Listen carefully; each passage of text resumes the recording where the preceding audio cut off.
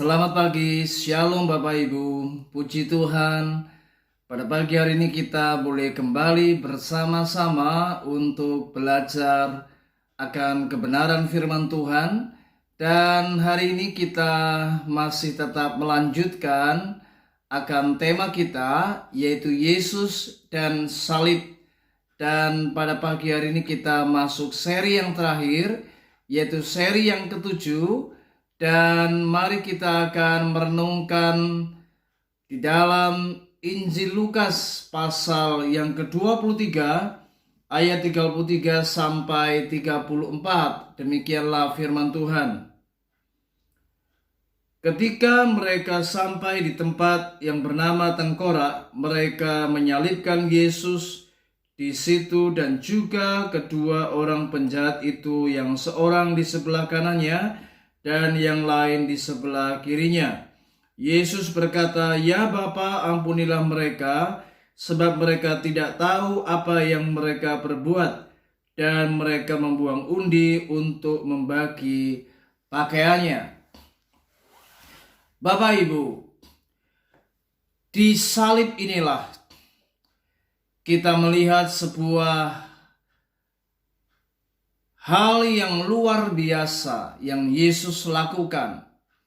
Inilah pertama kali Yesus mengucapkan sebuah perkataan dari 7 perkataan Yesus di atas kayu salib. Dan inilah perkataan yang pertama yang keluar dari mulut Yesus, yaitu tentang pengampunan. Kita bisa belajar dari peristiwa ini bagaimana inilah sebuah keteladanan yang luar biasa. Ketika Yesus ada di kayu salib, maka perkataan yang pertama kali keluar adalah perkataan, "Ya Bapa, ampunilah mereka, sebab mereka tidak tahu apa yang mereka perbuat." Inilah sebuah kata-kata pengampunan di puncak kematiannya, di mana ia sedang bergumul dengan maut. Ia sedang berjuang menghadapi kematiannya yang sudah makin mendekat. Dan inilah merupakan sebuah bukti nyata kepada kita bahwa Yesus adalah pribadi yang sangat luar biasa. Di salib itulah dia menjadi pendamaian bagi kita.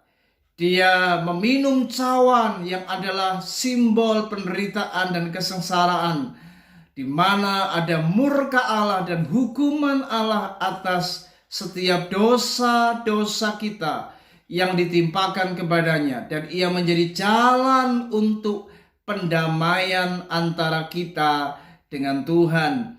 Dan itu dia lakukan demi kita.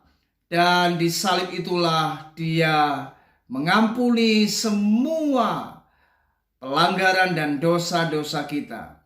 Saudara, ini sungguh luar biasa. Sebuah tindakan kasih yang sangat sempurna. Di kayu salib itulah terjadi apa yang namanya pengampunan. Bagaimana dengan kita? Ketika kita harus menghadapi hal-hal yang menyakitkan, ketika Anda harus memikul salib, karena kita memang harus mengalami apa yang namanya penderitaan. Kita harus mengalami hal-hal yang sebenarnya tidak kita sepatutnya untuk menerimanya.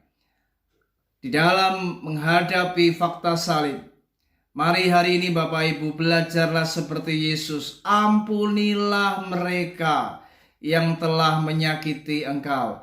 Ampunilah mereka yang telah mempermalukan engkau. Ampunilah mereka yang telah menyakiti dan telah berlaku kasar, bahkan mungkin berlaku tidak pantas kepada kita. Saudara, di salib itulah Yesus mengampuni semua orang yang telah mengolok-ngolok dia. Para serdadu Romawi, imam-imam kepala, ahli-ahli Taurat, orang-orang yang mengolok Yesus. Bahkan di salib itulah dia juga mengampuni akan salah seorang penyamun yang disalib pada waktu itu bersama Yesus. Ini sungguh luar biasa. Yesus menyatakan kasih-Nya. Yesus menyatakan pengampunan di atas kayu salib.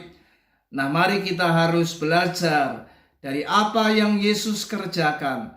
Mari ampuni Bapak Ibu orang-orang yang telah menyengsarakan kita. Ampuni orang-orang yang telah menyebabkan kita mengalami hal-hal yang kita sebenarnya tidak harus kita terima.